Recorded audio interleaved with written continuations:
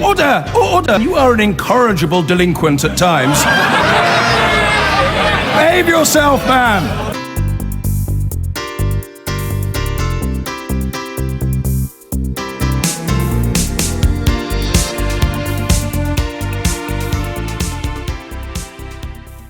He promised a new kind of politics, but in his speech today, Jeremy Corbyn appeared to recycle some old lines offered by their writer to previous Labour leaders who turned them down.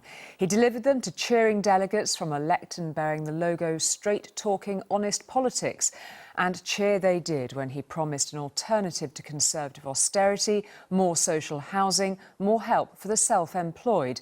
He also spelled out his opposition to Trident, but like Ed Miliband last year, he did not mention the deficit. From the conference in Brighton, our political editor Tom Bradby reports. You can say a lot of things about the new Labour leader Jeremy Corbyn, and plenty have, but he is unarguably different. Perhaps as a result of that, this conference all feels a bit unusual. Most notable, the absence of the ghosts of the past. Take a look along these serried ranks. Where was a Neil Kinnock or a Gordon Brown? How about the Miliband brothers, Tony Blair or Peter Mandelson, or even Ed Balls and Yvette Cooper? All voluntarily keeping their distance, and that may suit the new leader just fine, because his language is different too. Politics that's kinder, more inclusive, bottom up, not top down, in every community and workplace, not just in Westminster. Real debate, not necessarily message discipline all the time, but above all, straight talking, honest. That's what the politics we're going to have in the future in this party and this movement. It sounds good, doesn't it? There was more. He had a message for all those who stoop to abuse to make a point.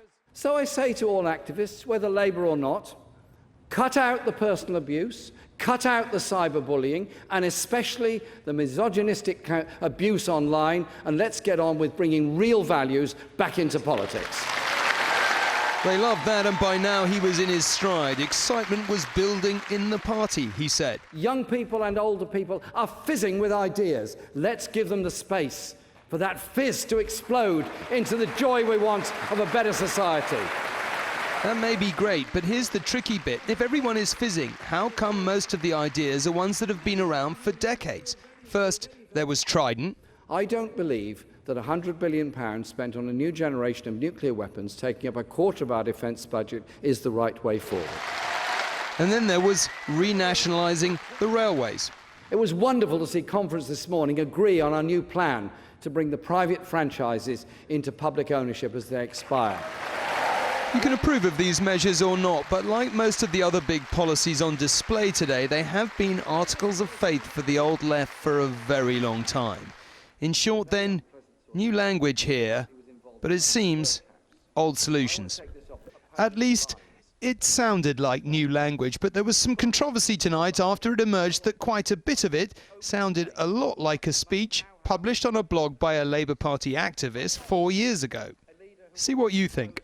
Since the dawn of history, virtually every human society, there have been people who have given a great deal and many more people who have given little or nothing.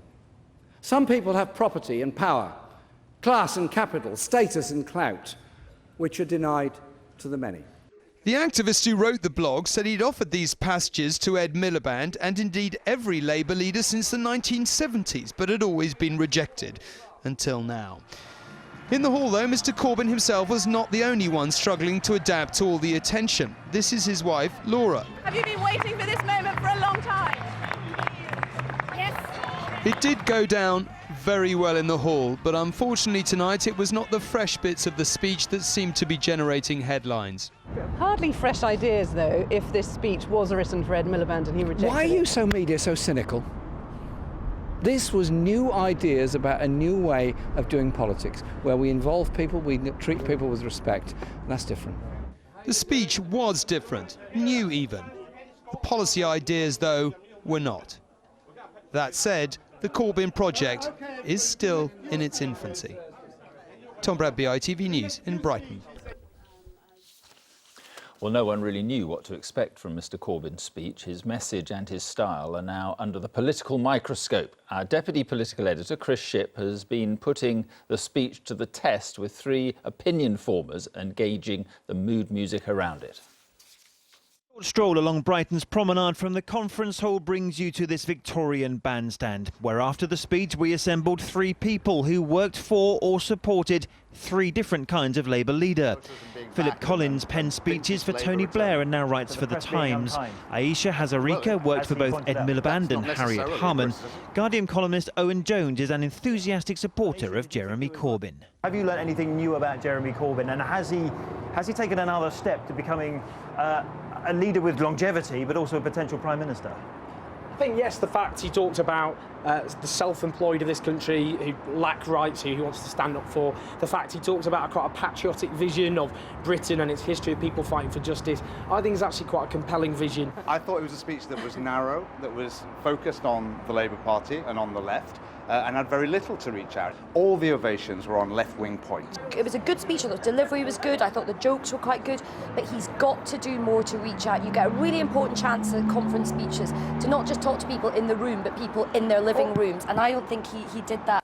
And what he also didn't do, concluded our panel, was acknowledge what happened to Labour last May. I wanted him to make some reference to the fact we have just lost our second general election. And there was no reference at all to the election mention to that. defeat, was there? And the other thing that he did mention, which is going to be the critical test for Jeremy, is how the public react to him. We have the big elections next year. That's going to be the big test for him. So he has now laid down a marker by his own admission. He's got to win Scotland. He's got to win London, Wales, and the local elections. Is he going to do it? Well, he didn't say he was going to win Scotland, and actually the fact that before he became a leader, the SNP on 65% in the Hollywood so he's not going to win Scotland. elections, and Labour on 20%. I think to turn that around in 8 months would be nothing short of a total miracle. But to do a speech a few months after a terrible electoral defeat and not mention it, and instead get a whole load of ovations for things everybody thought already, is just self-indulgence. So what of all the policy disagreements this week? Actually, when he was talking about Trident and everyone clapped, half the shadow cabinet was sat there with their hands in their laps. It is fine to disagree in the process of making a decision, of course. But in the end, the Labour Party either has to be in favour of Trident or against. It has to come to a conclusion. I think one of the reasons that the party's in the state it is now is that we did paper over the cracks for a long time. We were not allowed to have disagreements. Actually, this sense of top-down, professionalised, quite technocratic, managerial politicians, people are quite sick of it. And I do think they like the idea of a democratic discussion about those issues. And a discussion this week there most certainly has been. Chris Shipp, ITV News, Brighton. Well, let's talk further now. We can return to our political editor, Tom Bradby. And Tom, let's go back to those recycled passages in Mr Corbyn's speech. How damaging do you think? Well, Julie, it's amateurish. It's certainly embarrassing. I'm not sure in the overall scale of things how much impact it's really going to have. It's certainly interesting tonight. But let's face it, a new leader gets elected. His or her first speech is often a bit chaotic. They've only just got in. They don't have a lot to say in policy terms. So in terms of a first effort, he did strike a new language. It did strike a new style. And probably that's what counts more tonight. And what about rifts which may have been healed or not by this speech? Notable absences, of course, in that hall. Well, I think that's the key point tonight. Not healed at all is the point. It's no big secret that probably the majority of the MPs don't like Jeremy Corbyn, don't like anything he stands for. Half of them weren't even here for this speech. They'd already gone home.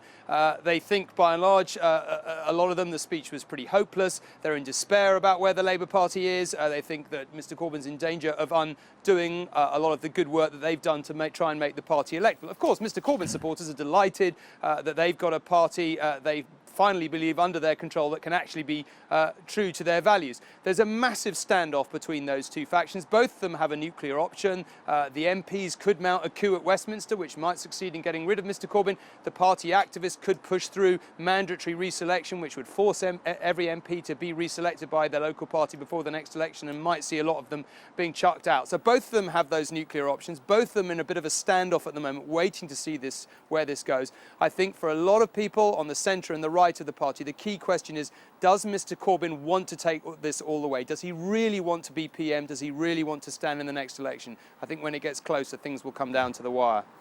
Tom, thanks. I've been getting away with it all my